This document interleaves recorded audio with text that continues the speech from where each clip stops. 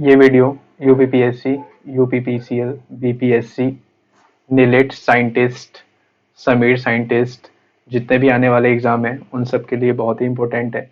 यहाँ पे हम लोग बहुत ही कम समय में सारी चीज़ें रिवाइज करेंगे। आज जो सब्जेक्ट हम लोग रिवाइज करेंगे वो सब्जेक्ट है एनालॉग इलेक्ट्रॉनिक्स। Analog electronics.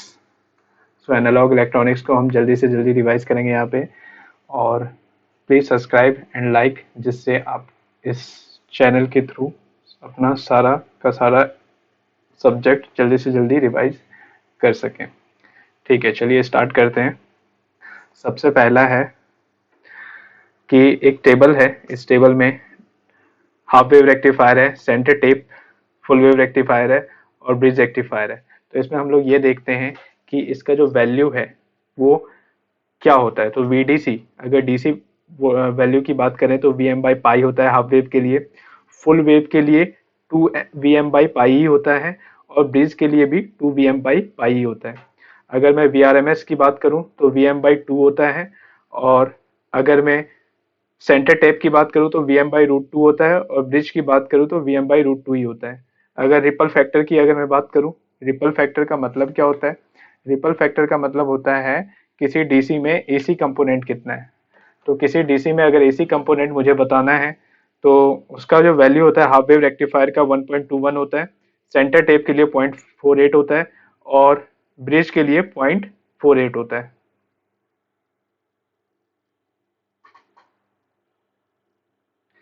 इसके बाद हम नेक्स्ट देखते हैं एफिशिएंसी की बात करते हैं। तो एफिशिएंसी जो होता है वो 40.5 होता है हाफ वेव रेक्टिफायर के लिए। सेंटर टेप के लिए 81.2 होता है और ब्रिज के लिए जो होता है वो भी 81.2 होता है। PIV, पीक इनवर्स वोल्टेज की अगर मैं बात करूं तो VM होता है हाफ वेव रेक्टिफायर के लिए, सेंटर टेप के लिए 2 VM होता है और ब्रिज के लिए VM होता है। सेंटर टेप के लिए 2 VM इसलिए होता है क्योंकि उसका जो प्राइमरी कॉइल होता है वो दो भागों में डिवाइड होता है, इसलिए 2 VM होता है। नेक्स्ट हम लोग बात करते हैं फुल वेव की। फुल वेव के लिए रिपल वेक्टर का फॉर्मूला जो होता है आर, वो होता है 1/4√3 F0 RL C होता है। इसी तरीके से अगर रिपल वोल्टेज की बात की जाए तो IT अपॉन में 2C होता है। इंफॉर्मेशन टेक्नोलॉजी, ठीक है। सो इसका ट्रिक है याद करने का, इंफॉर्मेशन टेक्नोलॉजी IT सेक्टर में कम्युनिकेशन, जो इलेक्ट्रॉनिक्स कम्युनिकेशन वाले जो स्टूडेंट होते हैं ज़्यादा IT सेक्टर में चले जाते हैं।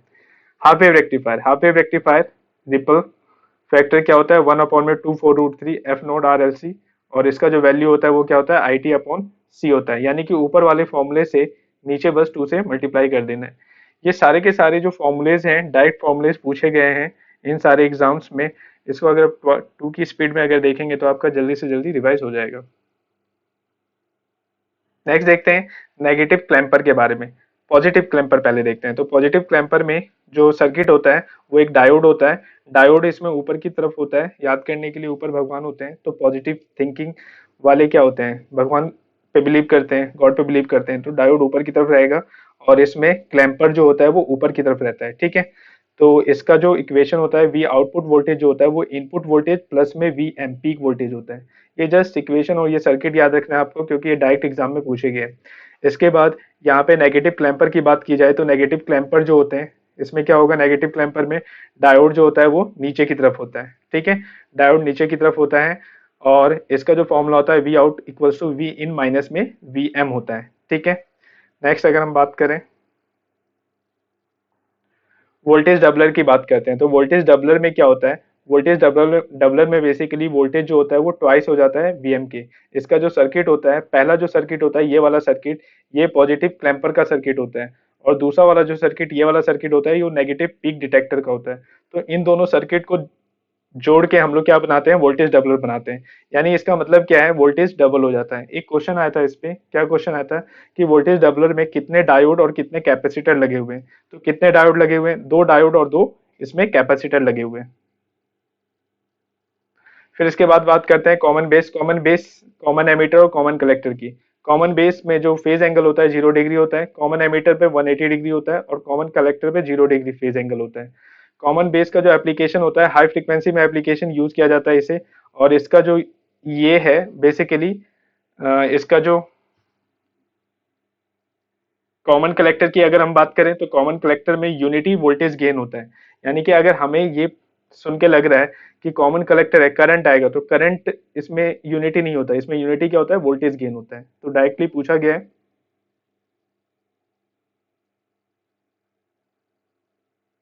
नेक्स्ट हम लोग बात करते हैं एस स्टेबिलिटी फैक्टर की। तो स्टेबिलिटी फैक्टर जो होता है वो क्या होता है, वन प्लस में बीटा अपॉन में one minus beta del I B upon I C. इसको याद करने का तरीका है, ये जो del I B upon I C है ये बीटा का फॉर्मूला होता है, लेकिन बीटा का रिवर्स फॉर्मूला होता है। बीटा होता है आई सी अपॉन में आई बी होता है, लेकिन हम यहाँ पे आई बी अपॉन आई सी लिखते हैं।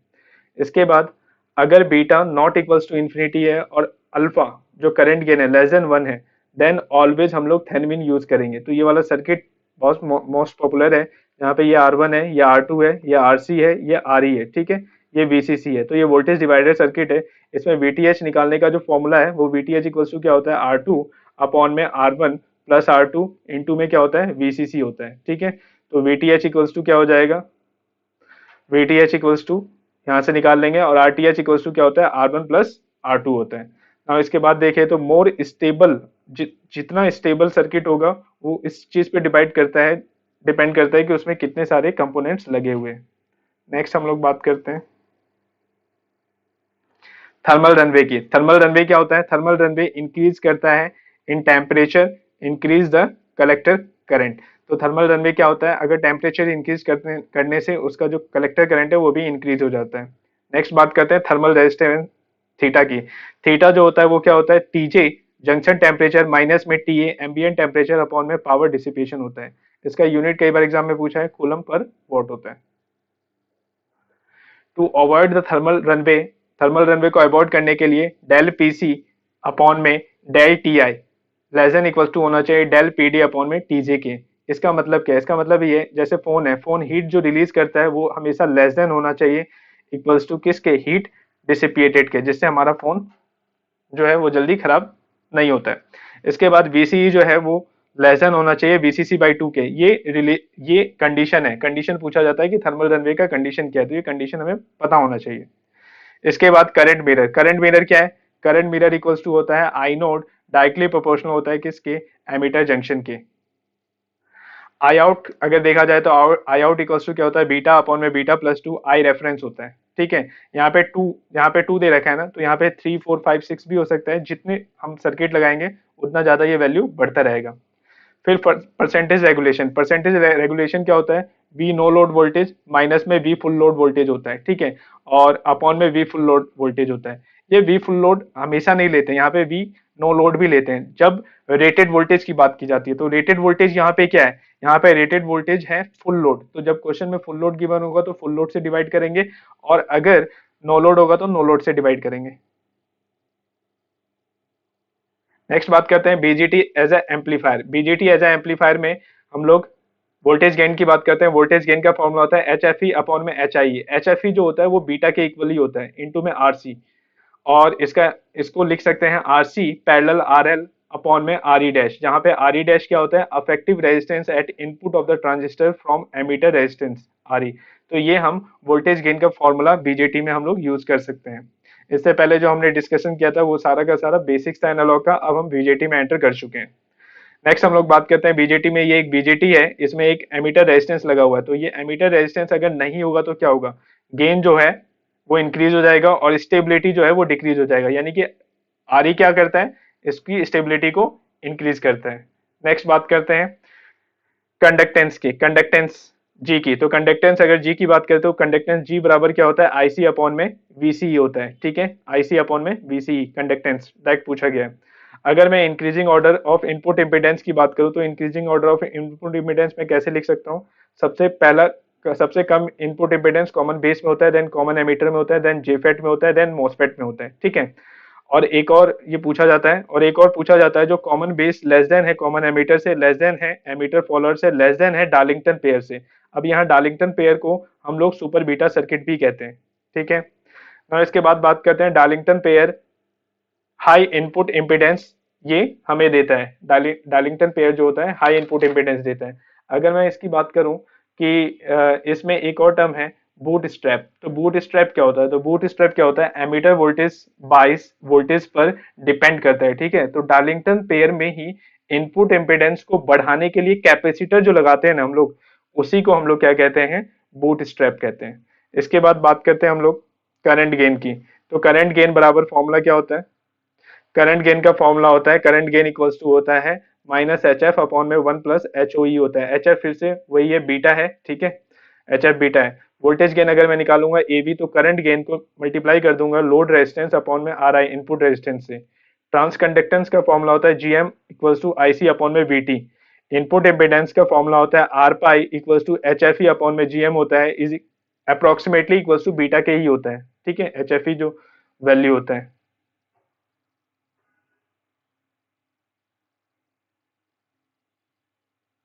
नेक्स्ट हम लोग बात करते हैं मल्टी स्टेज एम्पलीफायर। ये क्वेश्चन तो डायरेक्ट क्वेश्चन नंबर वन जो अभी एग्जाम में पूछा गया है, ये क्वेश्चन नंबर वन अभी डायरेक्ट पूछा गया था, ये क्वेश्चन नंबर वन जो इलेक्ट्रिकल पॉलिटेक्निक का जो लेक्चर का क्वेश्चन था कि मल्टी स्टेज एम्पलीफायर में एफ स्टार एच जो हाई पास फ्रिक्वेंसी होता है वो क्या होता है? F H is equals to में क्या होता है?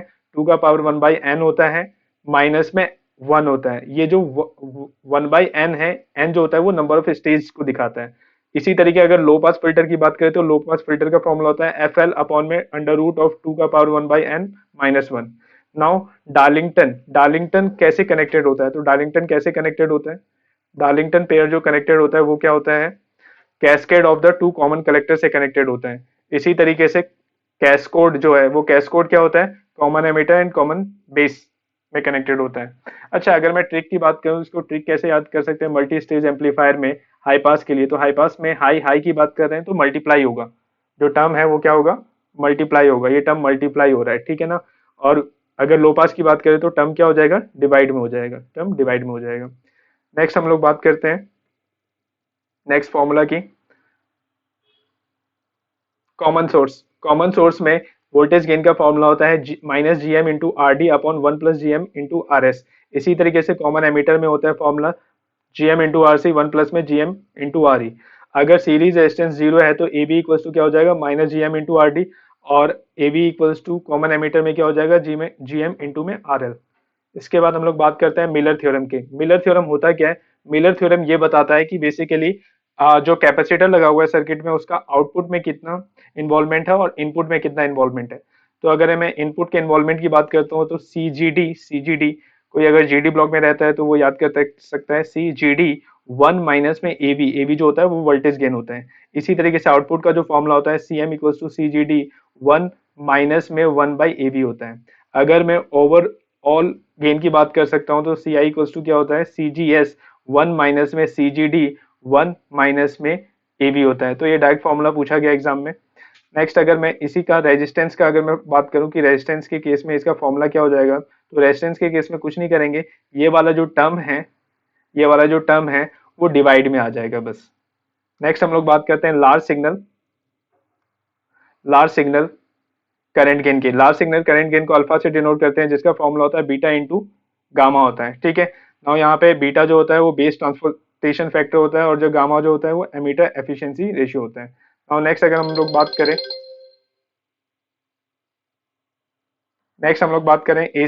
एसी आउटपुट पावर जो होता है वो P O A C equals to में B square M by two R L होता है,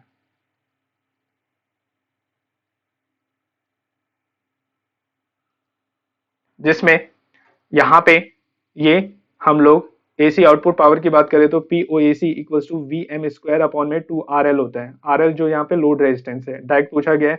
और यही फॉर्मूला अगर आप देखोगे तो ये कम्युनिकेशन में एक फॉर्मूला होता है कि जो बेसिकली पावर जो होता है वो पावर का फॉर्मूला क्या होता है, तो वहां पे भी जो पावर का फॉर्मूला होता है कम्युनिकेशन में जितना भी अगर आप कहीं भी पावर निकालोगे तो V square by two R ही होता है, जहाँ पे आर का वैल्यू हर जगह वन ओम ले लेते हैं हम लोग। नाउ नेक्स्ट अगर हम लोग बात करें तो परसेंटेज डिस्टोर्शन बराबर होता है बी एन अपॉन में बी वन। बी एन जो होता है वो लास्ट वाला होता है, इनटू में 100 होता है। और परसेंटेज डिस्टोर्शन का जो फॉर्मूला होता है under root of D two का स्क्वायर डी थ्री का square dot dot dot D N का स्क्वायर इंटू 100 होता है। तो ये बेसिकली डायरेक्ट पूछा गया फॉर्मूला है। नेक्स्ट अगर हम लोग बात करते हैं कन्वर्जन एफिशिएंसी की, तो कन्वर्जन एफिशिएंसी में क्लास ए एम्पलीफायर के लिए जो एफिशिएंसी का जो फॉर्मूला होता है वो 25 वी मैक्स माइनस में वी विन अपॉन में वी मैक्स होता है, ठीक है।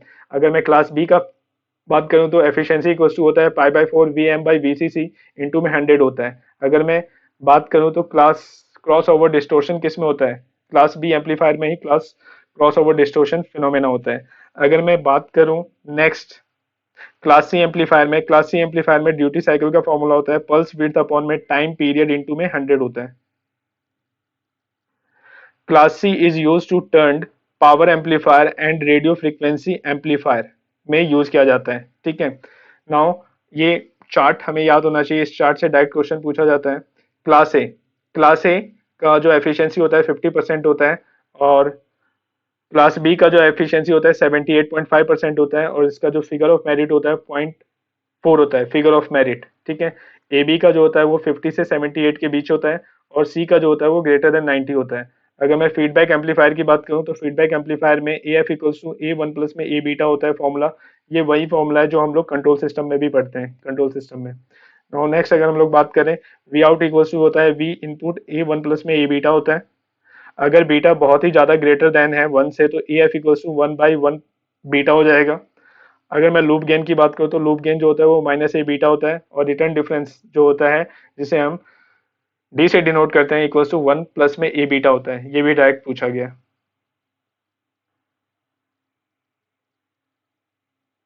नेक्स्ट अगर हम सेंसिटिविटी की बात करते हैं तो सेंसिटिविटी जो होता है वो D A F by A equals to D A by A upon में 1 प्लस में ए बीटा होता है, डायरेक्ट फॉर्मूला पूछा गया है। अगर मैं हाई वोल्टेज में बात करूं, हाई पास फिल्टर की बात करूं, तो यहाँ भी देखो एफ एच 1 प्लस में ए बीटा चीज क्या हो रही है, यहाँ पे मल्टीप्लाई हो रही है। लेकिन वही चीज अगर लो पास में अगर मैं बात करूँ तो लो पास में वो चीज क्या हो जाएगी, लो पास में वो चीज डिवाइड में आ जाएगी। इसके बाद नेक्स्ट हम लोग बात करते हैं, अगर ये टेबल याद होना चाहिए, इस टेबल से डायरेक्ट क्वेश्चन पूछा गया। वोल्टेज सीरीज है तो वोल्टेज सीरीज में क्या होता है, आर इनपुट है और आउटपुट है, तो वोल्टेज सीरीज में हम लोग देख सकते हैं। फिर करंट सीरीज है, फिर वोल्टेज शंट है, फिर करंट शंट है। इसको याद करने का तरीका क्या है, पहले इंक्रीज हो रहा है, फिर इंक्रीज हो रहा है, फिर डिक्रीज हो रहा है, फिर डिक्रीज हो रहा है। और आउटपुट में क्या हो रहा है, पहले डिक्रीज हो रहा है, फिर इंक्रीज हो रहा है, फिर डिक्रीज हो रहा है, फिर इंक्रीज हो रहा है। तो यहाँ पे फिर बात करते हैं, इफ फीडबैक डायरेक्टली कनेक्टेड होता है आउटपुट से तो उसे वोल्टेज सैंपलिंग कहते हैं, और अगर फीडबैक डायरेक्टली कनेक्टेड होता है इनपुट से होता है उसे शंट मिक्सिंग कहते हैं। नाउ हम लोग ओपेम की बात करेंगे, तो ओपेम क्या होता है, ओपेम जो होता है डबल एम्पलीफायर होता है, डायरेक्ट कपल एम्पलीफायर होता है।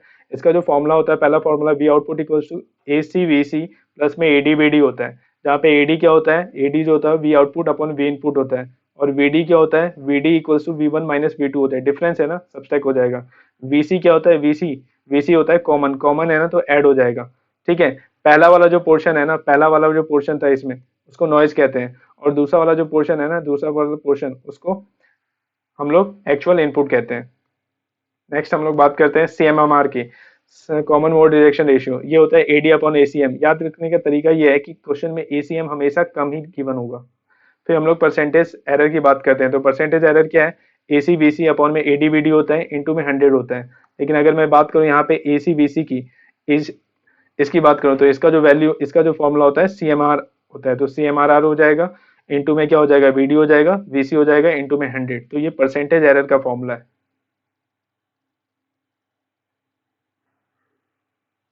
नेक्स्ट हम लोग बात कर रहे हैं स्लू रेट की। स्लू रेट का फॉर्मूला क्या होता है, स्लू रेट बराबर होता है डीवी अपॉन में dt, output voltage with respect to time. अगर मैं आउटपुट वोल्टेज को v equals to V M sine omega T ले लूं तो स्लू रेट बराबर होता है 2 pi V M F M हो जाएगा। नाउ इनपुट बाइस करंट की बात करूं तो आई बी इक्वल्स टू क्या होता है, I B one plus I B two होता है, और इनपुट ऑफसेट करंट की बात करूं तो I equals to I B one minus I B two होता है। नाउ अगर मैं बात करूं वोल्टेज गेन की, तो वोल्टेज गेन जो होता है वो minus R F by R one होता है। अगर गेन इन्फिनिटी होगा तब ये फॉर्मूला यूज होगा। अगर A B equals to one plus R F upon R one तब होगा जब गेन जो है वो इन्फिनिटी होगा। तो ये वाला जो है, पहला वाला जो फॉर्मूला है वो किसके लिए, इन्वर्टिंग के लिए, और दूसरा वाला जो है वो नॉन इन्वर्टिंग के लिए। दोनों ही उस केस में यूज करेंगे जब गेन क्या दे रखा होगा, इन्फिनिटी गेन दे रखा होगा। लेकिन अगर गेन इन्फिनिटी नहीं दे रखा होगा तो उस केस में जो फॉर्मूला होगा वो डिफरेंट हो जाएगा। उस केस में जो फॉर्मूला होगा वो हम लोग कौन सा फॉर्मूला यूज करेंगे, वो फॉर्मूला हम लोग यूज करेंगे ए वी इक्वल्स टू होता है फॉर्मूला माइनस में R F by R one, और डेनोमिनेटर में जो है चीज वो चेंज हो जाएगा, डेनोमिनेटर में जो चेंज हो जाएगा वो क्या हो जाएगा, 1 प्लस में वन प्लस में यहाँ पे हो जाएगा R F by R one, R F by R one, ठीक है, अपॉन में हो जाएगा ए ओ एल, ए ओ एल का मतलब होता है ओपन लूप गेन, तो ये फॉर्मूला हो जाएगा। इसी तरीके से अगर गेन इन्फिनिटी नहीं होगा तो यही वाली चीज जो यहाँ पे है, ये वाली जो चीज है नॉन इन्वर्टिंग के लिए, ये वाली जो चीज है वो यहाँ पे डिनोमिनेटर में आ जाएगा और सेम फॉर्मूला रहेगा जब गेन इन्फिनिटी नहीं होगा। नेक्स्ट हम लोग बात करते हैं डिफरेंस एम्पलीफायर की। डायरेक्ट क्वेश्चन पूछा गया है डिफरेंस एम्पलीफायर होता है क्या है, तो डिफरेंस एम्पलीफायर में यहाँ पे वोल्टेज V1 देते हैं, यहाँ V2 देते हैं, यहाँ R1 है रेजिस्टेंस, यहाँ R2 रेजिस्टेंस है, यहाँ R3 रेजिस्टेंस है, यहाँ R4 रेजिस्टेंस है, ठीक है, यहाँ आउटपुट है। तो इसका जो फॉर्मूला होता है ये याद रखना है, V आउटपुट इक्वल्स टू होता है क्या, V2 के अक्रॉस अगर हम ले रहे हैं तो V2 के अक्रॉस ले रहे हैं तो R4 अपॉन में R3 प्लस R4, 1 प्लस में R2 upon R1, super position theorem use कर रहे हैं यहाँ पे। और यहाँ पे क्या हो जाएगा माइनस R2 अपॉन में R1 इंटू में V1 हो जाएगा। लेकिन जब सारे के सारे रेजिस्टेंस सेम होगा तो वी आउटपुट बराबर क्या हो जाएगा, V1 माइनस में V2 हो जाएगा। नेक्स्ट हम लोग बात करते हैं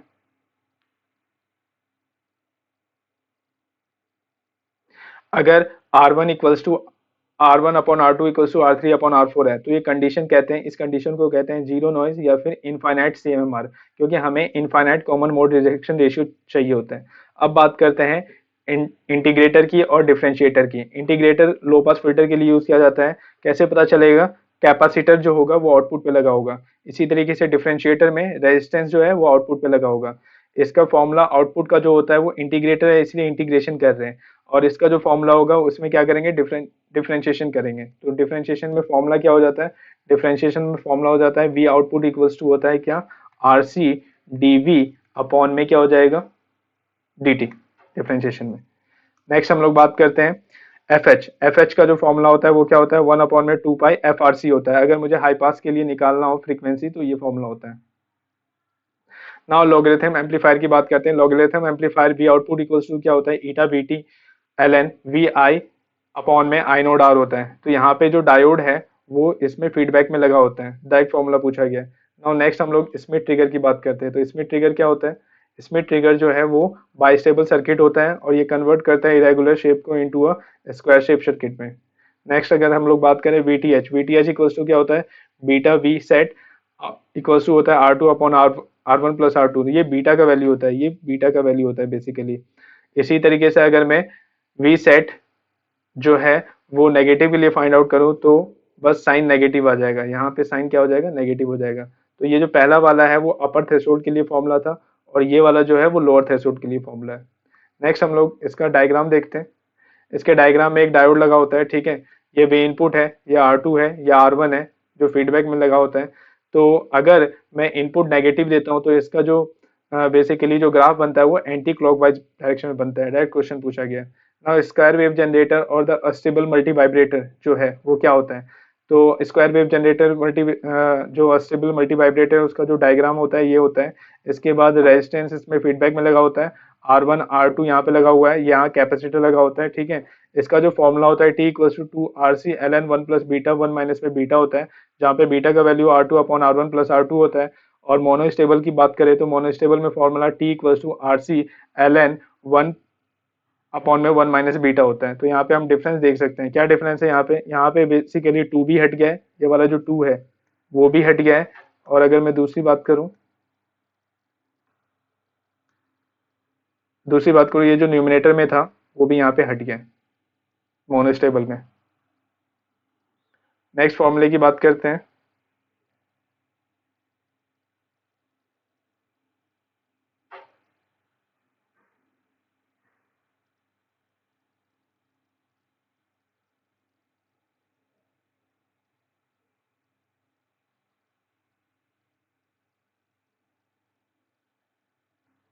नेक्स्ट फॉर्मूले में हम ऑसिलेटर की बात करते हैं।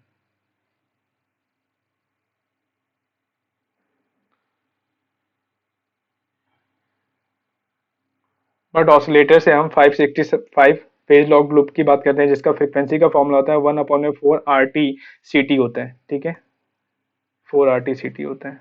मैं फिर से बता देता हूँ, ये होता है फेज लूप का one by upon four R T C T होता है। ना ऑसिलेटर में जो होता है ए बीटा इज इक्वल्स में क्या होता है, वन होता है और ये सस्टेन्ड ऑसिलेटर कहलाता है। इसे ये बार्क हॉसन क्राइटेरिया को भी फॉलो करता है। नाउ फ्रीक्वेंसी ऑफ ऑसिलेटर अगर फाइंड आउट करें आरसी की, आरसी के लिए अगर मैं बात करूं फ्रीक्वेंसी ऑफ ऑसिलेटर, तो आरसी के लिए फ्रीक्वेंसी ऑफ ऑसिलेटर क्या हो जाएगा, आरसी के लिए फ्रीक्वेंसी ऑफ ऑसिलेटर,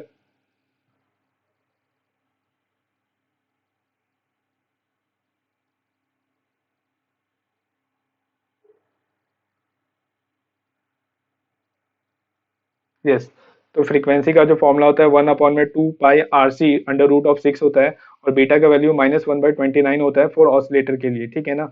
नाउ इसमें 180 डिग्री फेज शिफ्ट होता है, राइट। इसे कंपनसेट करने के लिए हम 3 आरसी का जो कॉम्बिनेशन लगाते हैं, ठीक है।